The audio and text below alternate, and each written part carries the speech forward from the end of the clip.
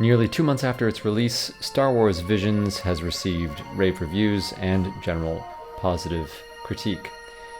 But taken from a writer's perspective, as we do on this channel, the series is not without its flaws. At the same time, however, it introduces a fascinatingly unique approach to writing narrative that maybe only a franchise like Star Wars could have allowed for. This video series will focus, therefore, on the writing of Star Wars Visions and the marriage of Eastern and Western traditions of writing craft therein. Though anime follows traditional Japanese storytelling with a Kishotenketsu model, and you'll have to excuse my Japanese pronunciation, I would argue that this model isn't necessarily what Western viewers expect from storytelling. What arguably makes anime so popular in the West, then, are the complex characters and the sophisticated plots that emerge in their serialized story arcs. But with the serialization format, it usually takes several, if not dozens of episodes to establish these complex characters, and perhaps even hundreds to truly reach these deep, complicated plots and fantastic backstories. The short story format, therefore, that we find in Visions relies rather on Kishotenketsu, the traditional Japanese storytelling model. So what happens when an Eastern story format meets a Western story franchise? Well, Star Wars Visions happens. Now, as a writer, I love storytelling in all its forms, and Kishotenketsu structured stories are no exception. But likewise, as a writer, when I watch or read something that doesn't feel convincing, that breaks the all-important suspension of disbelief, I start to think about how it could be better. This happened to me watching Visions several times, mostly because of the writing in the dialogue. And so, in this video series, I'm going to attempt to offer alternatives to what I perceived as weaknesses in the writing within the Visions stories. So, let's call this a thought experiment in pursuit of a deeper understanding of writing craft. How can we better blend East and West? Star Wars might be the perfect testing ground. After all, Star Wars has a lot of Japanese influence. The plot of A New Hope, for example, was stolen from Kurosawa's Hidden Fortress, and the word Jedi itself comes from the Japanese Jidai, meaning age, as in era. But Star Wars has traditionally used Western forms of narrative structure, and so Visions presents something unexpected, and to my Western eyes, sometimes somewhat jarring. But in thinking about how my Western gaze affects my opinions on Star Wars Visions and its writing, I realized that's the perfect place to start. Because Star Wars Visions presents something that comes from the post-colonial discourse, specifically something called hybridity or hybridity, meaning the mixing of two different kinds of cultural traditions. As I've said, Star Wars uses Japanese storytelling, but within that Japanese storytelling, we see elements of Western narrative craft. In this video series, I'm going to take a close look at each episode to see how this is done. And for this video, I'm going to start with episode 1, The Duel. One of the first things we notice in this episode is the animation style that strikingly resembles black and white samurai or chanbara films such as Yojimbo and Harakiri.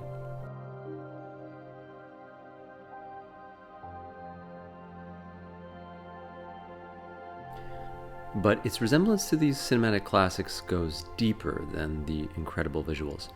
The Duel also has that classic Japanese storytelling structure. And so by examining the Duel's Kishotenketsu structure, we can determine exactly where this episode feels lacking, where it shines, and also, as we'll see, where it surprises.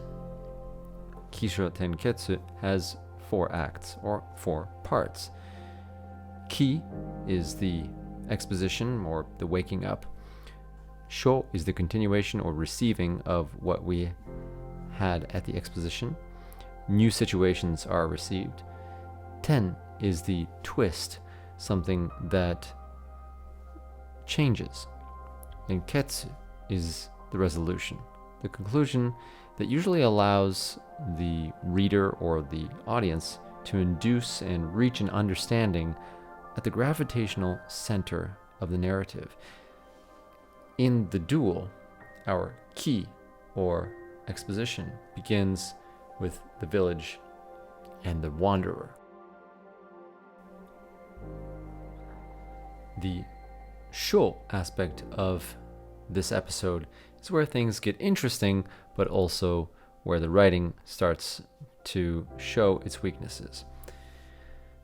2.5 minutes into the episode, we have one of the worst writing sins out there, and that is exposition in dialogue.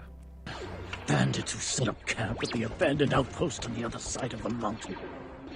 Last remnants of the war, willing to take whatever they want. It's dialogue where the characters are saying something not for the sake of one another, but rather for the audience, and it's really on the nose. We can tell that this isn't something somebody would naturally say to somebody else. And in fact, really poorly written exposition in dialogue often starts with this phrase, "as you know," meaning to say, I'm not telling you because you need to know, but because dude over there, beyond the fourth wall, needs to know. And that just sucks as dialogue. You want dialogue to reveal parts of the story in a way that's natural to the characters. Most of the episode is done in this way. But in a very Kisho Tenketsu way, our volume of situations increases without too much explanation. Questions are raised, such as, why is the boy the chief, and who is that old man we see when the boy claims leadership? When the village guards eliminate the initial threat from the bandits, why is it only then that more bandits emerge from their vehicle? Why not come out as soon as the guards open the surprise attack? But raising questions is par for the course with the sho of this structure. Unfortunately, this short story format doesn't provide answers, and this results in a feeling of non sequitur. Or in other words, writing that doesn't follow. When we have to ask questions about but why wouldn't you just do that? Not a good sign for writing. Indeed, as I mentioned, anime relies on serialization to answer such questions. We surely get the answers, but probably only a few dozen episodes later. And so, for Western viewers, this feels like bad writing. We're unsatisfied by unanswered questions, whether or not they're critical to the story. And these ones happen not to be. Our story here lies with our protagonist's journey, and that's where we return at the ten aspect of Kisho Tenketsu. The 10 traditionally provides us with the twist. In the duel, we get 2. The R2 unit saving the day, and the surprise in the shrine.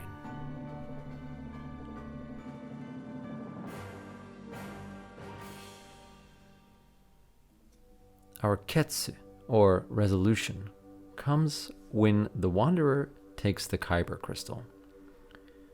This is where the themes of the story are revealed.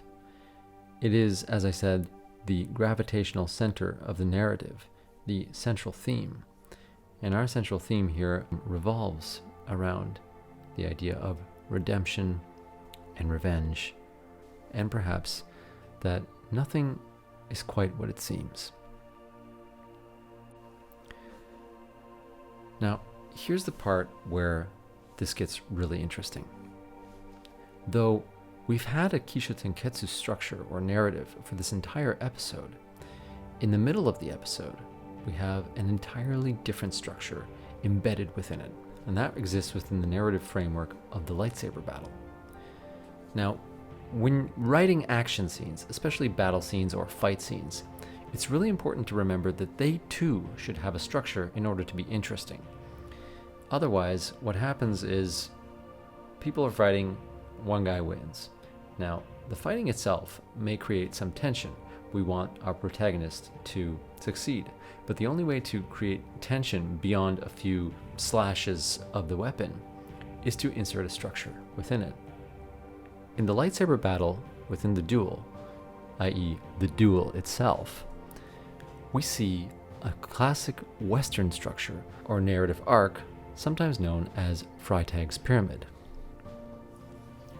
Freitag's pyramid has 7 important points. It has exposition, it has an inciting incident, it has rising action, a climax, a falling action, a crisis, and a denouement. This is probably one of the most flexible types of Western narrative structure out there, and you can basically apply this to all kinds of stories. You can even apply it to stories or scenes within a story. So a whole story could be structured with Freitag's pyramid, but then scenes or chapters within that story could also be structured with Freitag's pyramid. If we take a close look at the duel, we see that the fight scene follows Freitag's pyramid to the letter. Exposition. Do we know who our fighters are? Well, right from the beginning, we know that both of them are Force users. And Ronan stops the initial strike with the Force, which, as an aside, is a really cool thing, and they should definitely introduce that to Star Wars canon. And so we know that both of our fighters are going to be able to use the Force. Ronan withdraws his saber, and we know what kind of fight we're about to see, a lightsaber battle. The inciting incident, you might argue, is the cloak in the wind. The Sith Inquisitor whips off her cloak, and we know that she's ready to fight with all of her Force powers. Do we have rising action? You bet. Things get intense. And we're not just fighting in the village square anymore, we're fighting on a log in the water. The Sith's mask gets chopped off. Villagers in the meantime are captured, all while the droid is being fixed. Tension is increasing, the stakes are increasing. This is what rising action is all about.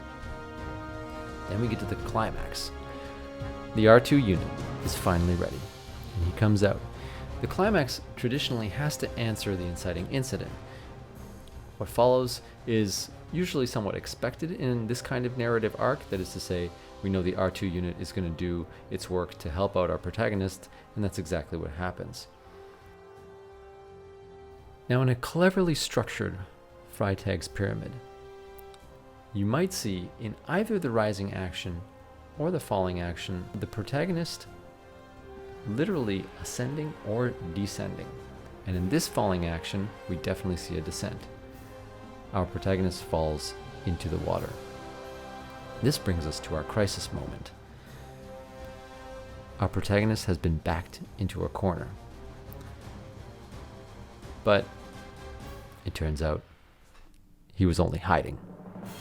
This is a nice crisis moment, but perhaps it could have been something more. So in a good crisis moment, what we really want to see is something known as the moral choice, a choice between two negatives. Our protagonists face an impossibility. He can either die and save the village, or he can let the village burn and save himself. Two negative options, something terrible. And then usually we get a third option that appeals, or an in-between that we hadn't thought of. That's where great stories find their moment of greatest climax, as we're used to calling it, or crisis if we're talking about a Freitag's pyramid. This is where the tension gets really high. The duel didn't really succeed, I thought, in that crisis moment. But returning to Freitag's pyramid as a structure, it certainly finished it off with a denouement. That is, the part of this narrative structure, also known as the untying, that's what denouement stands for, or what it means in French. And our denouement reveals who the Ronin is, someone who collects Sith kyber crystals. Looking at this episode from a writing perspective then, we might argue that the weakest point was some of the exposition and dialogue and that crisis moment, which instead of a trick may have been more compelling if it was a choice between two negative options, i.e. the technique of the protagonist's moral choice. Perhaps the most important thing to take away from this episode is its hybridity. Within a Kisho Tenketsu structure, we have a Freitag's pyramid narrative arc to create tension for our lightsaber battle. It's a beautiful example of how we can use Western narrative craft and Eastern narrative craft to create something that feels authentically Japanese, but is full of the tension and the conflict that we expect from a Star Wars story. As writers, we are reminded of the importance of the crisis moment or the climax in any kind of story that we write, even if we're using an Eastern narrative structure. In order for the ketsu, or the resolution, to be truly powerful, that twist needs to be truly surprising. The one way we can achieve this is to give our character a choice between two negatives. That perhaps was missing from this episode. But despite whatever inadequacies I perceive, it remains a testament to fantastic narrative craft that combines Eastern and Western traditions.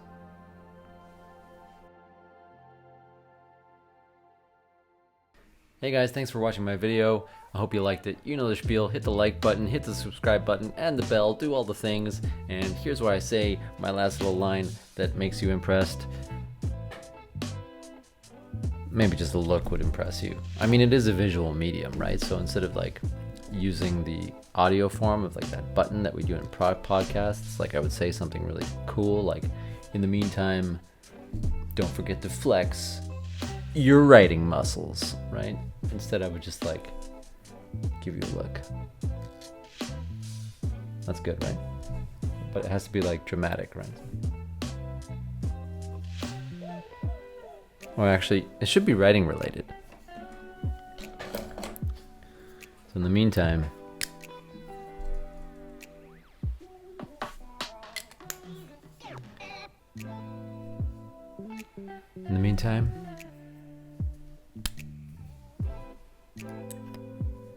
let's find.